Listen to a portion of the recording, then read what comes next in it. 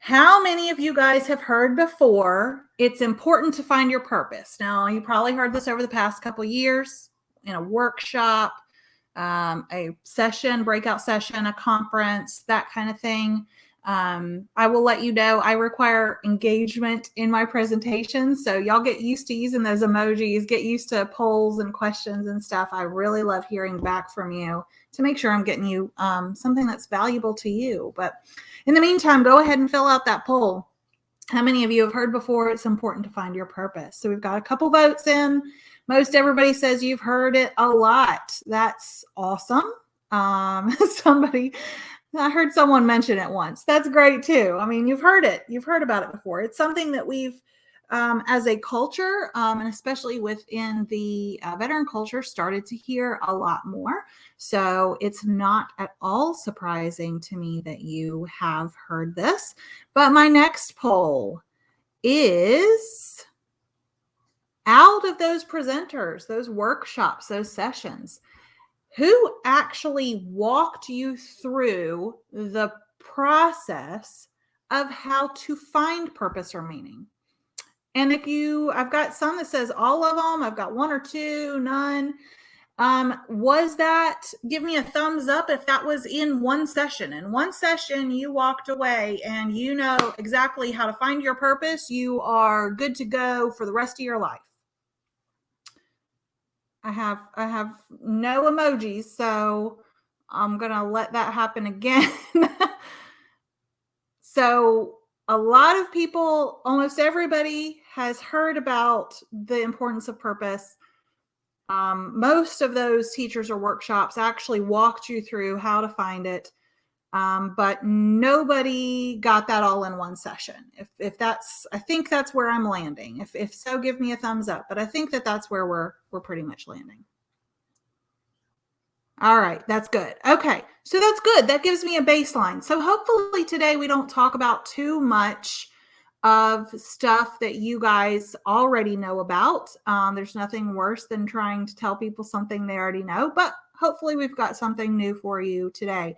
So I've got one more poll, and this is really to get a feel for where everybody in this room lands. And give me 1 second. I'm just juggling the tech on this thing. This is for you. How important to you? How important do you think purpose and finding meaning is to your daily life? I've got a couple votes. Everyone seems to think it's very important. That's fantastic. That's great. No one thinks it's not going to have 0. So that's great. Okay. That gives us a great option. So today we are going to talk about purpose and meaning. A number of you have already kind of heard a lot of the spiel around it, and that's fine. But hopefully we'll get you at least to a little bit of a better place when it comes to that, because it is something that is increasingly important. It has been important forever. Fortunately, people are now starting to talk about it. So I'll give you a little bit of background about myself to get started, and that'll kind of help you understand why I ended up here as a non-veteran, non-military spouse running a veteran and military spouse focused organization. So about 6 or 7 years ago, my job was not this. I was a magazine publisher. I ran a business publication in South Carolina, rather successful. I was in media publishing for about 15 years. And it was exactly what my talents and skills aligned to. It was what I loved to do. I really, really loved doing that job. And at some point, someone came to me and said, hey, we've got a big military drawdown. This was the drawdown under President Obama. And you need to look at what will happen to the workforce when we get tens of thousands of servicemen and women who are exiting the military and coming back home and looking for jobs. At the time, the workforce was already really wonky. So we were really engaged in that, really interested in what that actually meant. So I started digging into that from a professional standpoint. On the other side, my grandfather, who was an Iwo Jima era Marine, it hit the end of his life. There's not really a better way to say that. He had lived a very long, very successful, very meaningful life. He ran a farm in Indiana. He had 6 kids and numerous grandkids and great grandkids, and was relatively happy for a crotchety old farmer. And but the last few months of his life, his mind deserted him, and he was reverted back to Iwo Jima and spent the last few months of his life in and out of a foxhole at the age of 18. It was very tragic, very, very hard to watch. But those two things kind of coincided at the same time in my life. And I started realizing that there were a lot of connections between job placement, the transition process in the military, so the actual physical aspect, and the emotional and mental and well-being aspects of transition, and creating a plan for the rest of your life. And so I started really digging into that. And now, 5 years later, we started the Recon Network not long after that for that very reason, to really start talking about the human elements of transition, less the task list and more, how are you dealing with this, and how does it make you feel, and how do you work through certain challenges that happen to everyone in transition, even though every transition is different. So I spent 5 to 6 years really, really digging in and focusing on purpose and meaning and happiness. I became a certified life purpose coach. So I actually learned how to walk people through that. And at that time, 5, 6 years ago, there wasn't a lot of talk about purpose in the military. In fact, I remember going to one session and talking with someone about it, and he was kind of like, okay, looking at you like you're the one spouting yoga terms and let's get Zen, everybody sing Kumbaya. And now it's really encouraging to see that becoming more and more of a topic. And I say all of this, to give you some background as to where I came from, but also when I talk about purpose and meaning, it's not just talk. This is a passion of mine. It is something that I personally have gone through the process of trying to figure out where I needed to be. I mean, when you shift from a decades-long career in one industry to something that everyone, may think is completely void of meaning for you, like, why are you over there? Which is a shift that many of you guys are going to go through, by the way. But when you go through that shift, it's different. It hits differently. And so you really do have to make those efforts. But when you do, and when you can track down where purpose is and where you belong in all of it, it's earth moving. So today we're going to talk about a few different aspects of purpose. And when I say purpose, sometimes I'll say meaning. I'm going to use them interchangeably today, although they are slightly different. Finding and having meaning in something is a little bit different than purpose, but there's a lot of aspects in everything that we're going to talk about today that I could go into way, way deeper. Every statistic I mention, I've got the source for it. I probably won't mention it here for the sake of time. All these aspects, when we talk about things like roles and values, there are actual exercises in each of those. So they go really, really deep. But for today, we're going to get a pretty wide swath of what all of this means. And hopefully, like I said before, it's not something that you guys have all been through a million times before. I would love it if you have questions, throw it in the Q&A. I definitely will make time for those, and I definitely want to talk to you about those questions. So as you have them, go ahead and throw them in there, and we'll just start feeding through them at the end. All right, so today we're going to talk about these 3 aspects of purpose. 1, what is it? 2, what does it mean to find it? And 3, how do you do it? And we're not going to walk away. By the end, you will not have some earth-shattering revelation of who you are and where you belong in this big planet. I'm sorry, it just is not possible. However, you may know a lot more about the subject, to explore a little bit more, to know a little bit more about yourself, to really have that reflective opportunity to spend time digging into this. Like I said, this takes time. But if you are interested in it, the Recon Network does have a few programs. We have our Recon Compass program, which is a purpose finding tool. It's a course. We will actually be building that out more in 2022 as well. And then in 2022, we have a huge new program, a membership launch, where we will talk about this as well as all the other topics that you've seen over the course of the Vet Summit today and yesterday. So you'll have an option to not only keep this type of event going, but have it all year long with community and networking and workshops and all that kind of stuff. So hopefully you'll be able to join us in 2022 and that kind of thing, if this is something that you're interested in.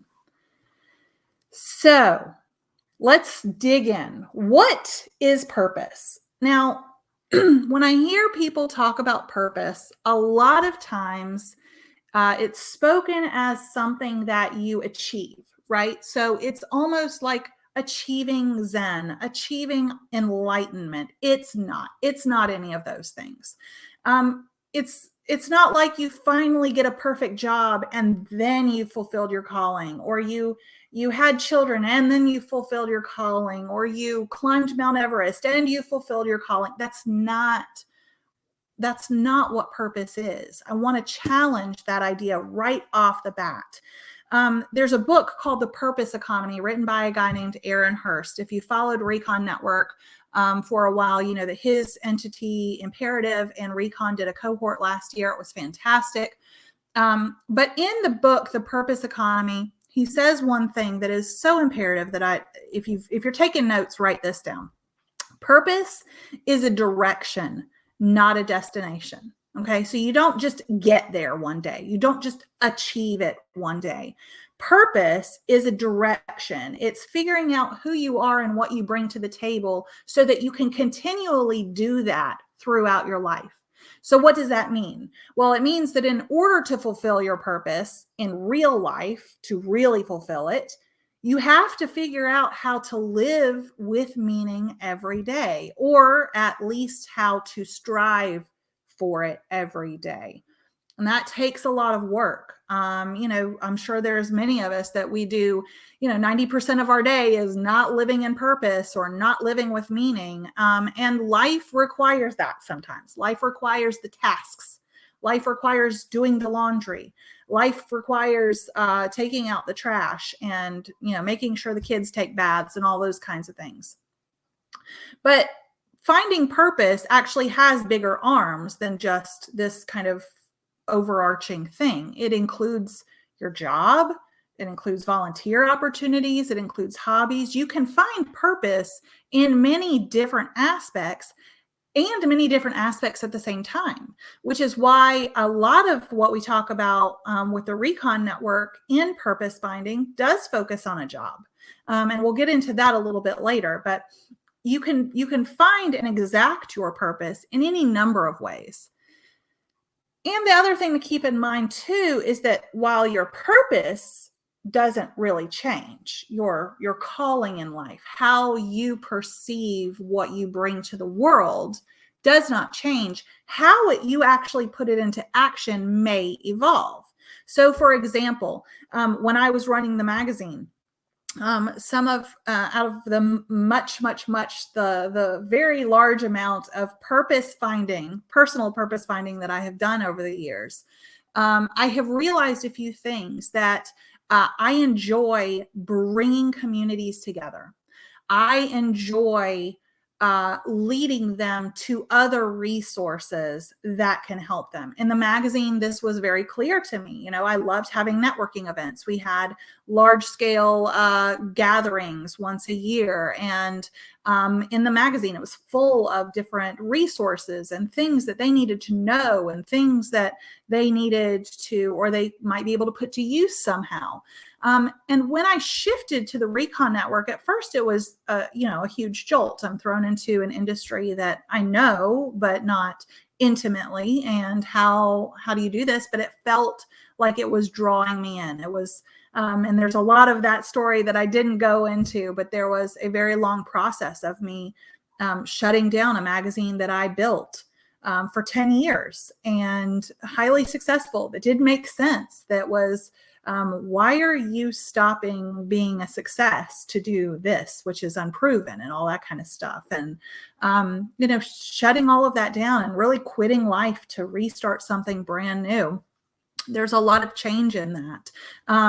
But as I look back at it now, I've done the same thing.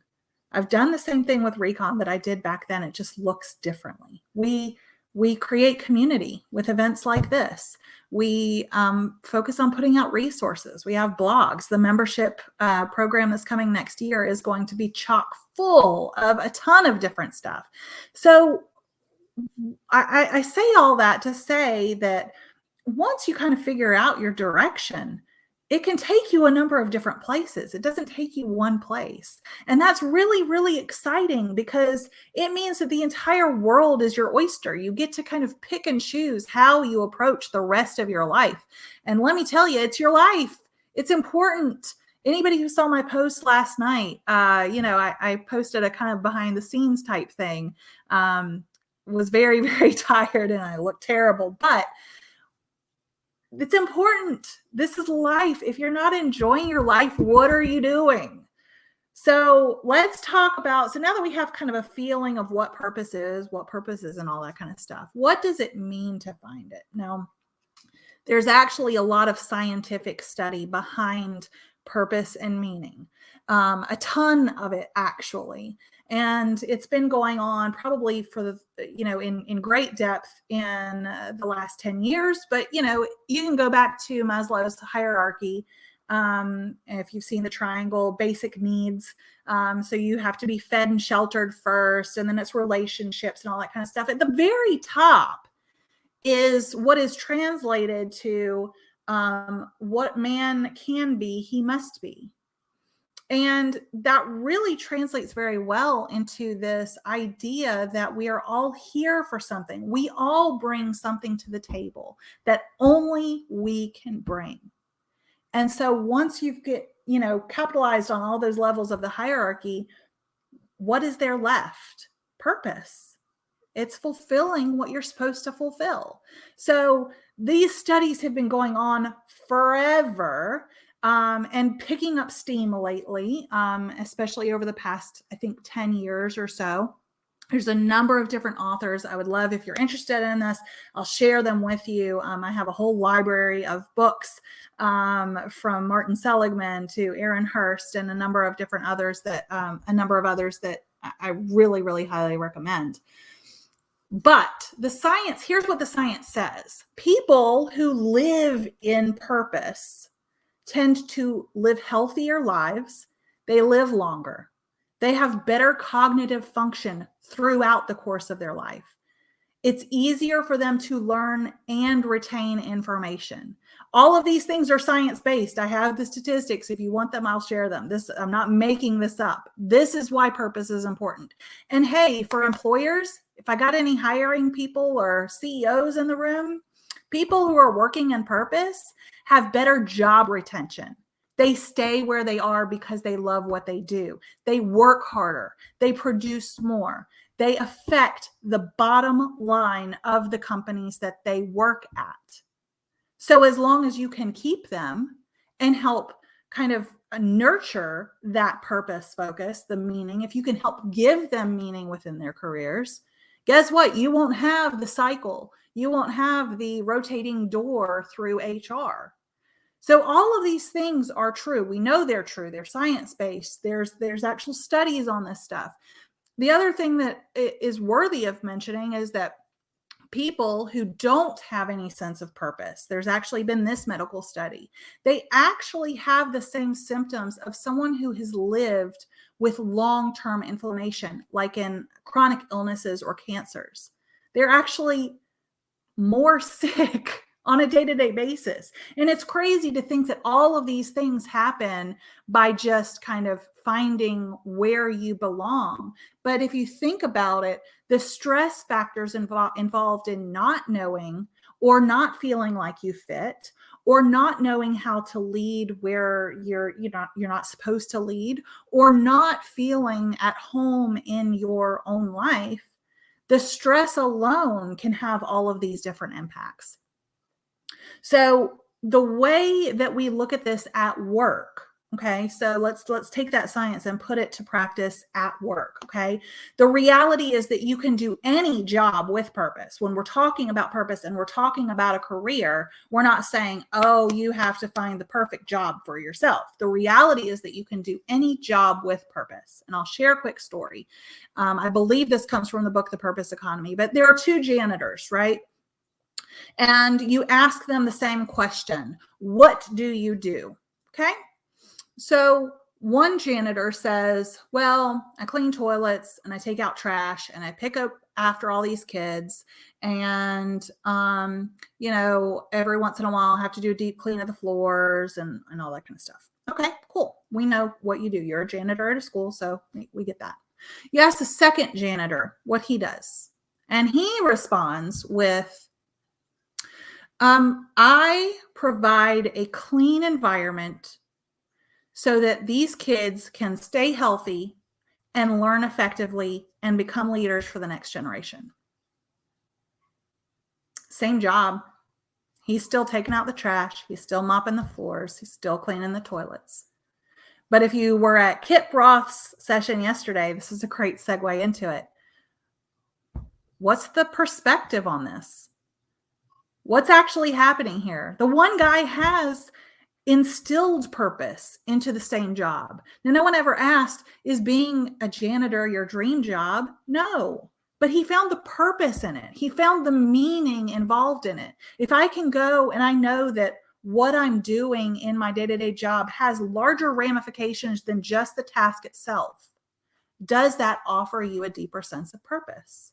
Now, ideally, having a good job fit is much better. I mean, having something that you're really skilled at, that you're talented at, that you're kind of geared toward. We actually offer an assessment through the Recon Network called the Career Choice GPS, which is highly predictive of what you are a natural fit for. If you're interested in that, let me know.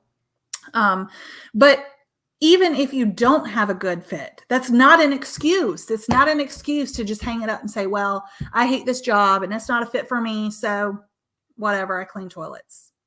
No, find purpose in what you're doing. Remember, you spend a quarter or more of your life at work. If you're working full-time, you're spending a quarter or more of your life at work. It's depending on do you have a long commute or not, all that kind of stuff. That means that finding purpose at work can have a significant impact on most of the rest of your life: health, education, retention, longevity, all of those things. So purpose at work is important. It's not the entire picture, but it is important. And it reminds me of something that Briggs said yesterday in his session, which I loved and I wrote down because I absolutely loved it. Do you like who you get to be after work because of who you have to be at work? Basically, is work coming home with you and affecting who you are with your family, with your friends, all of that kind of thing? If it is, we need an adjustment. So this is a huge, huge, huge concept. And yet I meet veterans every day who are just trying to find a job. They're trying to check the box. I just need to pay the paycheck. And there is absolutely nothing wrong with paying the bills. There is nothing wrong with finding what you can, when you can, and using it as a stepladder to go higher. But what happens is they get stuck. And then 4 or 5 years later, they look around and they're like, what am I even doing here? This isn't a fit for me. I don't love this. It doesn't give me any meaning. I haven't been able to find meaning. And so finding that job fit, the purpose, being able to kind of negotiate all of those different aspects is really important, especially for the veteran military spouse communities. So don't be that guy. Let's not get you stuck somewhere. If there's a big difference between using a job as a stepstone to get to a better place where you can have a better sense of meaning or fulfillment, and just taking the job so you don't have to think about it anymore. So you can check that box. That's two totally different things. So we're going to focus on getting to a better place. So how do you find purpose? Now, like I said at the beginning, this is not a magic wand. This is not the class that solves all your problems. Finding purpose is not easy. As someone who has been through it, I studied it, and it still took me about 2 years before I finally felt like I knew what direction I was headed in. Now, I had gravitated that direction for a very long time, but I didn't consciously understand it. And so I didn't consciously understand how to put it into a new process. So when I switched careers, what does that look like?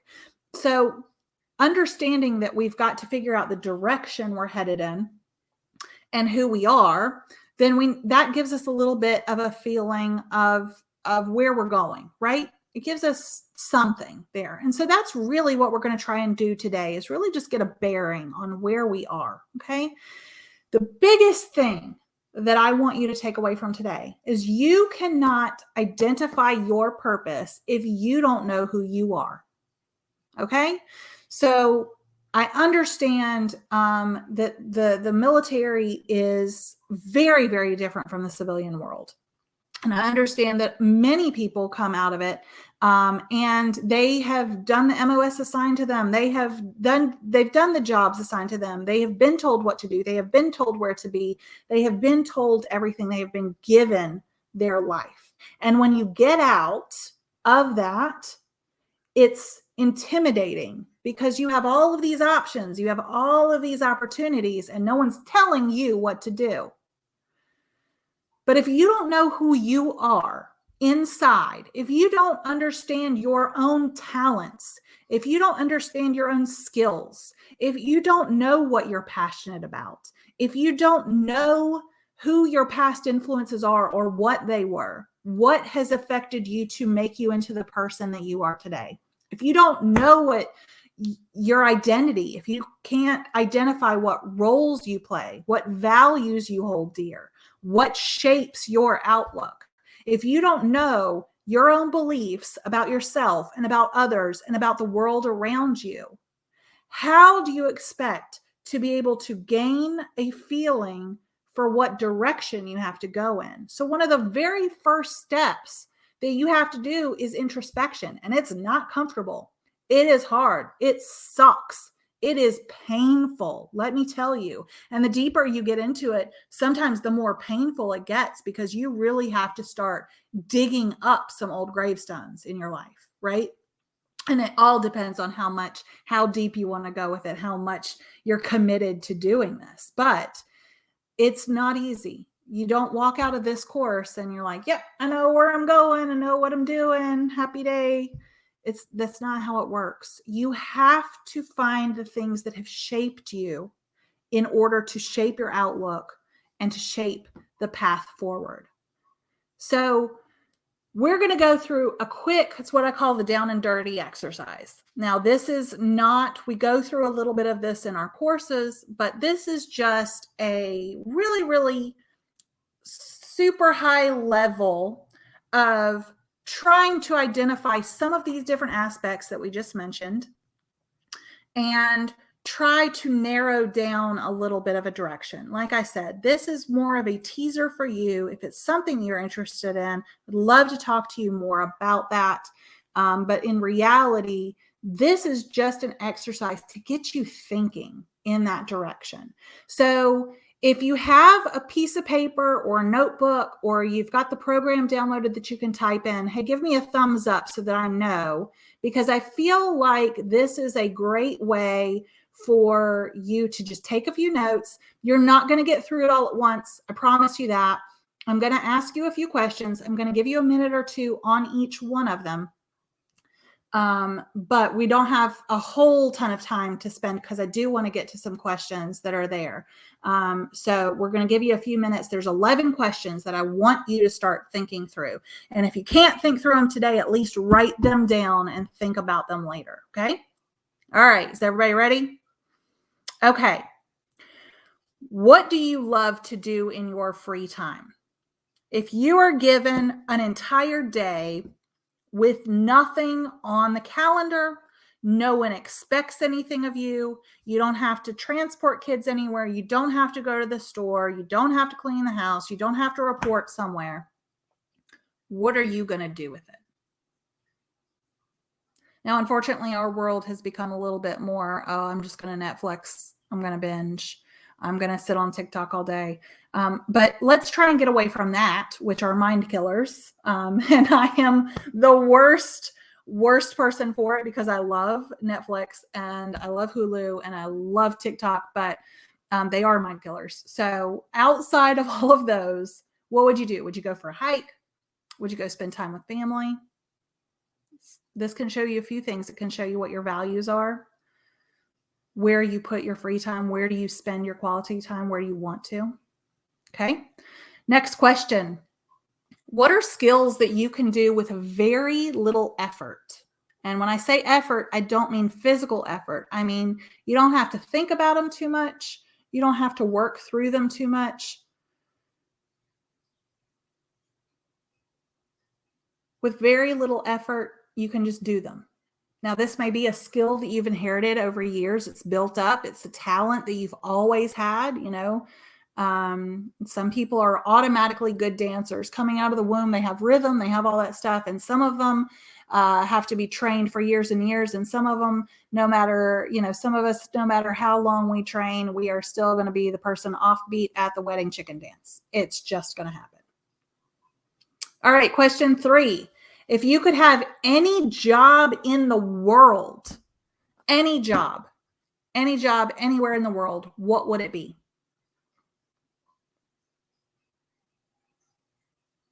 Some people would say, well, I just want to run a fishing boat in the Caribbean. Fantastic. Because there's something about that that speaks to you as an individual. And it could be that you're just burnt out from corporate life, or it could be that you really just love nature. There's something there that you need to explore. Question number 4, what energizes you or gives you life?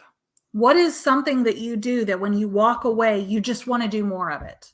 Or you feel so excited that you have to tell somebody, or you're so thrilled you just are smiling. What are those things that energize you? Conversely, question 5, what drains you?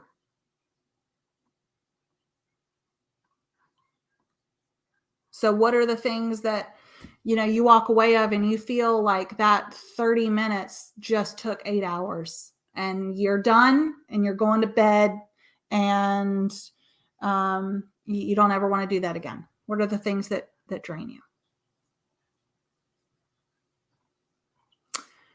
All right, question 6. What interests have you had for a very long time? What are things that you've loved doing ever since you were a kid? Me, I love sports. I grew up in a very sports heavy family. We played softball. We played basketball. I was a dancer until I was 15. So there's a lot of things that I have interests in. Love music. But there's something there, like we said before, there's something there that has stayed with you this long. So what is that? All right, question number 7. Are you already an expert in something? Why? Now, a lot of this can just be skills. Well, I have mashed this button for 10 years, and so I am the expert button masher. That is perfect. But it's because you spent time learning that skill, dedicating that skill. You didn't just wake up and become a button masher. Definitely not an expert level one. Maybe some of you did. I have a toddler that was a really good button masher. All right, number 8. What if money weren't an issue? If you didn't have bills, if you're independently wealthy with a huge trust fund and nothing to do, nothing that required you to go earn money, what would you be doing?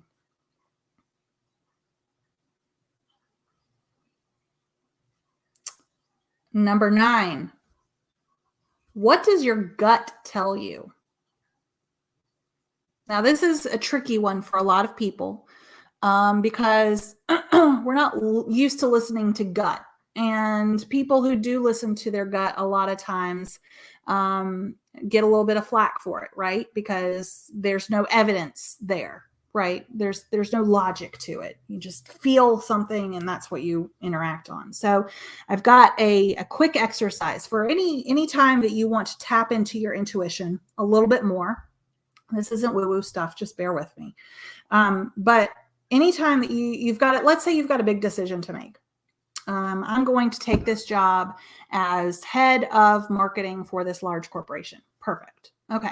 So what you're going to do is you're going to say it in 2 different ways. You're going to say, I am about to take this job in marketing for this large corporation, and this will be my job. Da, da, da, da, da.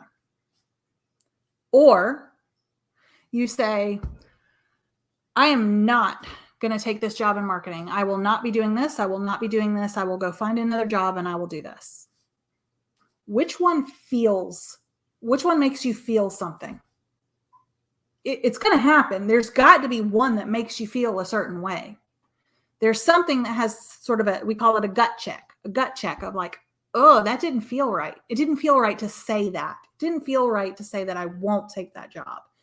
And that's not to say you do take the job without thinking about it, but there's something that you want, whether or not you can identify it or make it material in your own mind. There's something that you want out of that. So that's just an easy exercise to work out, what is your gut telling you? Okay. Question number 10, almost done. What is it that no one else can do like you can? Right? We talked about having the calling and having a purpose. And the reality is that every single person here today has something that they bring to the table that no one else can do the way they can. You know, we heard it on Sesame Street when we were growing up. You are the only you. Mr. Rogers was great for that too. He was a real pep talker. But there's something that you bring to the table that you're the only person in the world that can do that. What is that? Can you identify that? And if you can't identify it, don't feel bad, because most of the questions that I'm asking you, most people can't answer them, and most people have no interest in answering them. So you're already steps ahead. All right, number 11. What would you do if you could not fail? And this is my favorite question of all time. If you could not fail, what would you do? Would you start that business? Would you shut it all down and move across the world? What would you do? If fear did not play any part in the decision-making process of what you were going to do with your life, what would you be doing? So I hope you all got those 11 questions. I see I need to repeat some things. I'll get to those in just a second. But those are the questions that you can kind of use just to kind of kickstart your interest level in purpose. Like I said, a lot of people are talking about it. A lot of people. I am so happy that it is coming to the forefront, because I honestly believe that we can start addressing major issues in our society if we can just get to where we're all working on purpose together. It would be amazing. It would be amazing. If all of us were thriving and where we were, it would be a totally different world. So I want you to take these questions, pull them out when you can, think about them when you can. If you are more interested, let me know. I'm happy to walk you through a deeper level of any of this kind of stuff. Right now, though, I do want to go through questions. So if you've got any questions for me, throw them into the Q&A. I'm happy to answer those.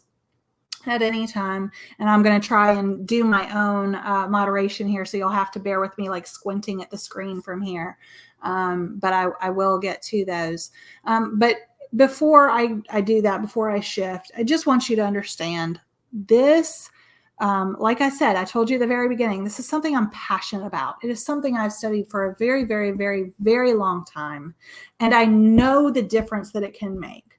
So brushing this conversation off, brushing purpose off, and meaning, and finding fulfillment in what you're doing were you to brush it off, it would be damaging.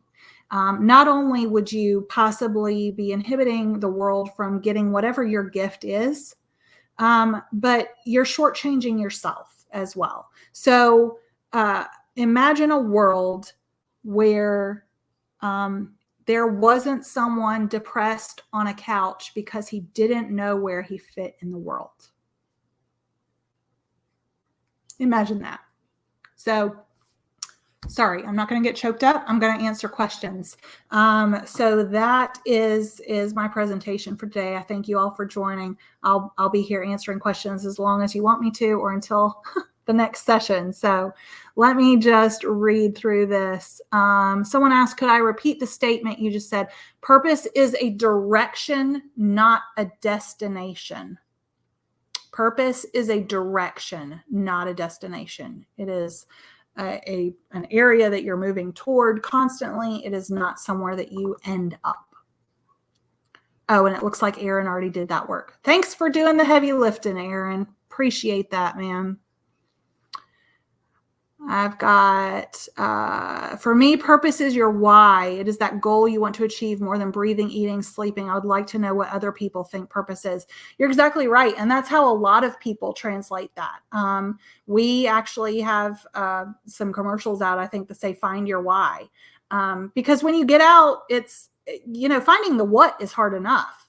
When you get out of the military, finding out the what is challenging enough. You have every job in the world open to you. A lot of people don't want to keep this. They don't want to keep doing the same thing that they did in the military. They want to do something a little bit different. And so having that is kind of like, okay, well, what do I do now? And especially for, veterans and military spouses, you guys, I mean, you can do anything, and you can do anything because anytime anybody gave you something to do, you figured out how to do it. So having that also in your arsenal is also another challenge, because you can do anything. So we got to figure out the what, we got to figure out the why. And once you can get those two things under your belt, like, why do you want to work at that job? Why do you want to work for that company? Start asking yourself why more, and a lot of this work will kind of fall into place for you. Let me see. I got another question. What do you think about being careful who you share your meaning with, because all they do is try to talk you out of it or edit your meaning? Geez, Brett, I hope that has not actually happened. And if so, I feel like when my kid encountered the middle school bully, like I really just want to go take somebody out right now. But let's say that happens. One, who you share your meaning with is completely up to you. However, I will tell you from experience that no matter how clear you are about it, not just for you, but how clear you are at expressing what that meaning is, no one is going to get it like you. No one is going to understand understand your why like you do. Right. I told a lot of people when I was shifting, when I was leaving this long, lucrative career in media and publishing, and people knew who I was, and I had a lot of friends that weren't exactly friends and all that kind of stuff. Like, I had all of that stuff, and people asked, why are you doing this? That doesn't make any sense.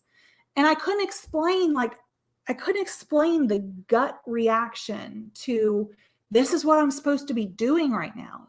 And even when I could, because as running a business, you have to kind of put that into practice, into actual words. And so even when I could, people would kind of just like, okay, that's great. That's great. That's great. They didn't get it. I knew they didn't get it. And guess what? They don't have to get it. It's not their business to get it. It's not. It's yours. So I would share it as much as possible. And if someone tries to talk you out of it, I mean, if you are dead set, you know who you are and you know where you're going, then I'm sorry for anyone who tries to steer you otherwise, first of all. But, same old answer. Thanks for that input. I'll definitely consider that as I move forward. It'll go in the round filing cabinet, I think is the word, right? The trash can. So yeah, let me see if there's any other questions. Brett, I hope I answered that well enough for you. I know I'm kind of a little bit spastic trying to juggle. I've got like 500 different chat streams here. So, all right. Are there any other questions? I don't think I've got a few people interested in the assessment. I will definitely follow up with you or follow up with me on that. And we'll definitely get you connected with that as well. Got a new question. Missed questions 4 and 5. Will you repeat them? I absolutely will. And actually, let me just do this. Let me just run through all of the questions really quick in case somebody missed them. So 1, what do you love to do in your free time? 2, what are skills that you can do with little effort? 3, if you could have any job in the world, what would it be? 4, what energizes you or gives you life? 5, what drains you? 6, what interests have you had for a long time? 7, are you already an expert in something? And what is it? 8, what if money weren't an issue? 9, what does your gut tell you? 10, what is it that no one else can do like you can? And 11, what would you do if you could not fail? And I've got questions. Can we get the questions in writing to think about them later? Tell you what, when we send out the links for the replay next week, I will include those in the speaker's note as well. Yes, Christy, I'll get that. Okay, let's see. Matt, I see calling for fire. I don't know what that means. Did I say something that means? Sorry, I'm lost. Okay, so yeah, and yeah, some of you can't answer the questions now. That's totally fine. Like I said, this is a long process. This is something that you actually have to take time and sit down and focus on. Me asking these questions, there's no way I expected you to get through them at all. These are things that that you need to actually, if you want them to actually be effective, it's best if you sit down with them for a while. I like to, grab tea or a drink at night, sit with them in a journal and just kind of write, like, what do I think about them? So those, that's one way to do it. But yes, I'll include those questions out with the speaker's notes so you can kind of go through them.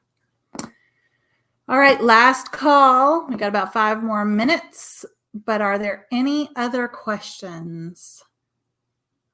I think I covered everything. I'm just scanning through to make sure. It looks like it. So, all right, guys, thank you for spending your time with me today. I really appreciate it. As I've said before, I appreciate you spending your time at the summit, just listening to our speakers. Every person's time is valuable, and I don't take that for granted. So I really appreciate what you guys bring to the table. And if I can be of any help to you now or in the future or at any other time with any of my background, skills, network, what have you, please don't hesitate to let me know. I appreciate you all. Thank you so very much.